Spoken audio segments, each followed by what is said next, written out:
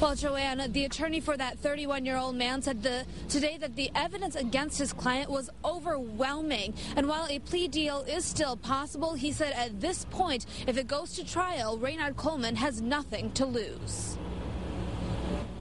One by one, 6 women took the stand to outline 10 days of terror. What is your shot?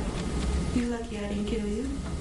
The attacks began on New Year's Day. His first victim managed to get away, but police say after that, Raynard Coleman went on the prowl, kidnapping and raping at least 5 other women in Detroit. Many of them say Coleman approached them while they were alone, often at or near a bus stop and in the middle of the night. While some women were attacked inside a car, others were taken to dark alleys or abandoned houses. Today, Coleman stayed stoic in court, saying nothing, but his attorney says the DNA evidence that links his client to 6 victims will be hard to overcome. If everybody was there today, there appears to be overwhelming evidence of my client's guilt.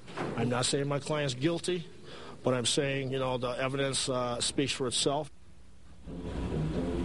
And it was certainly an emotional day in court. We, in fact, saw some of the victims' families walking out because they couldn't bear to hear some of the testimony that was given there today. Now, in fact, the defense offered to waive today's hearing, but instead the prosecution said that this was a necessary part of the process, and it continued forward to bring forward all 6 of these victims here today. Now, coming up at 6 o'clock, however, we'll hear from one of those women who was able to get away. We'll tell her story coming up live at 6 o'clock. For now, we're live downtown. Smitha Kaloki, Channel 7. Action News. What a tough day, Smitha. Thank you very much. Raynard Coleman faces 38 counts in all of criminal sexual conduct, kidnapping, and armed robbery. If convicted, he could face life in prison. He is scheduled to be back in court on February 11th at 9 a.m.